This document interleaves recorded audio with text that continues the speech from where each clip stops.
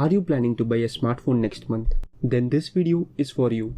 The smartphones will not only be coming with high-end processors, but also with quad camera setup along with 6GB of RAM.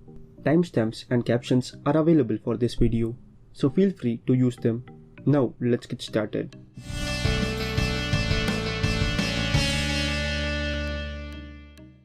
The order in which I'm showing the phones doesn't matter. Each phone is best at what they are made for. Some may have better cameras and others may offer better performance. Watch the video till the end because I have a very special smartphone featured in this list. The successor of Realme 6 and 6 Pro will be launching in India after a long time. As per the official invite, Realme 7 and 7 Pro's launch event is going to take place on 3rd September at 12:30 pm. The Realme 7 Pro has a 6.4-inch Super AMOLED display with a screen resolution of 2400 x 1080 pixels. Alongside that, it comes with Gorilla Glass for protection. Inside the Realme 7 is a 4500 mAh battery with USB Type-C cable. Along with that, it comes with a 65-watt fast charger to power up the device. I wonder how Realme managed to pack these kind of features on a budget-oriented device. The Realme 7 Pro is expected to come with the Snapdragon 720G chipset, whereas the Realme 7 is supposed to come with the MediaTek Helio G90T.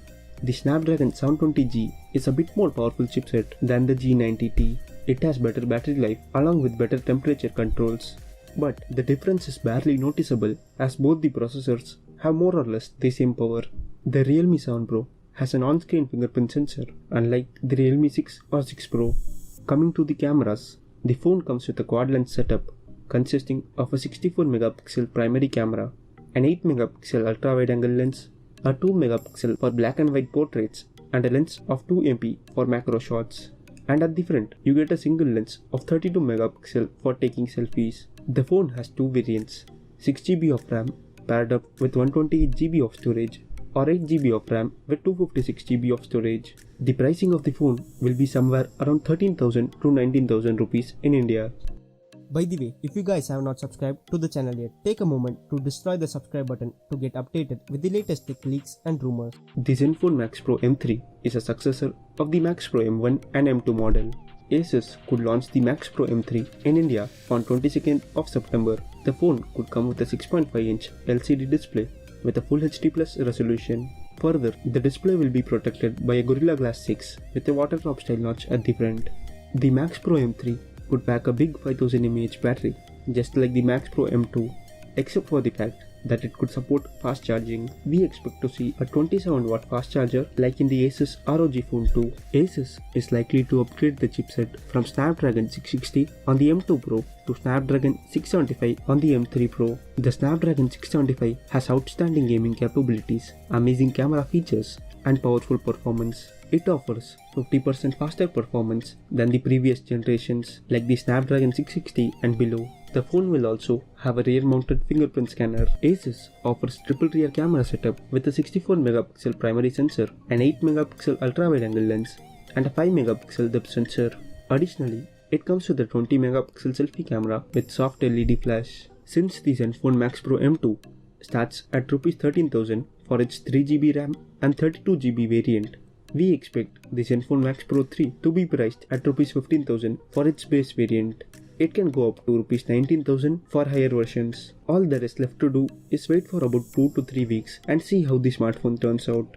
Honor 20 Youth Edition is yet another underdog from the company. According to the latest reports, the smartphone will be launched on September 5th of this month. The phone has an AMOLED display of 6.3-inch with a 2.5D curved glass. The design offered by Honor is smooth and trendy with a water-drop style notch. The battery capacity of the phone is 4000 mAh, equipped with 18-watt fast charger. The Honor 20 Youth Edition has a Kirin 710F chipset with Mali G51 GPU. Kirin 710 offers higher performance, greater power efficiency, and brings smoother and greater gaming experience. If you want to compare this chipset with Snapdragon's processor, it is almost equal to the Snapdragon 665 chipset. The fingerprint sensor is mounted onto the screen with an optical sensor. The phone has a primary camera of 48MP, a wide-angle lens of 8MP, and a depth sensor of 2MP. All of these combined together can produce amazing background blurs. The front camera, on the other hand, has a 16 megapixel lens fitted inside a water drop style notch. The handset will be available in 4 variants: 4GB of RAM with 64GB of storage, 6GB of RAM with 64GB of storage,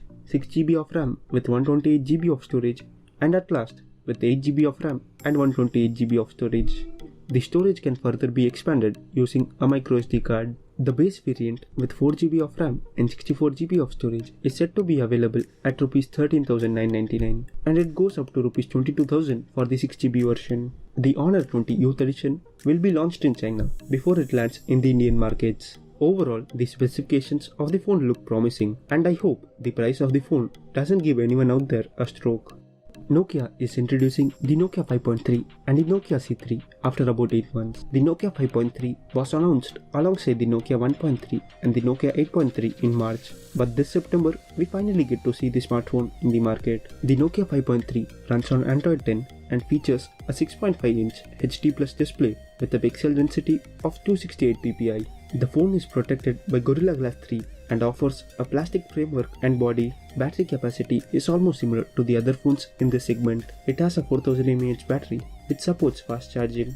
The phone comes with a regular 10-watt charger to charge up the device. The phone is powered by a Snapdragon 665 chipset paired up with Adreno 610 GPU. The Snapdragon 665 processor comes with Fast Charge 3.0 technology that can charge up the phone 4 times faster than normal charging. For photos and videos, the Nokia 5.3 comes with a quad-rear camera setup that includes a 13MP primary sensor along with a 5MP secondary sensor. The setup also includes a 2MP depth sensor and a 2MP macro shooter. For selfies, the Nokia 5.3 has an 8MP camera at the front with a water drop style notch. It has a rear-mounted fingerprint scanner just below the cameras and also has a special button for the sole purpose of summoning the Google Assistant.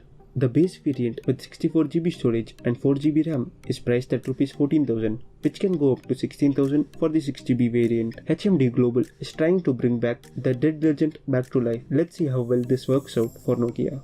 It has been just over a month and OnePlus is already working on its next affordable device. According to the leak, the upcoming OnePlus phone will be available by the end of September. The upcoming device will be called by the codename of Clover, but many of them out there are calling it the OnePlus Nord Lite.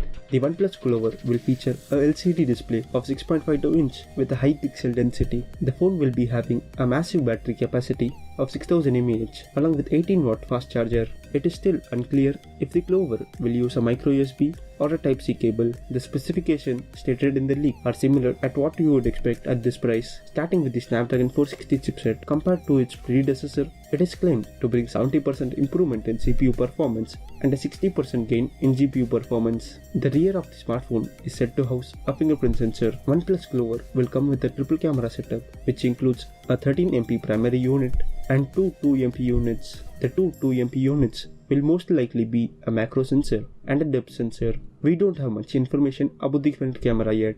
Also, there are no leaks about variants and stuff, but the phone is expected to be available under Rs 15k, which is a really big step for OnePlus. This can potentially overthrow the other smartphones of this budget segment.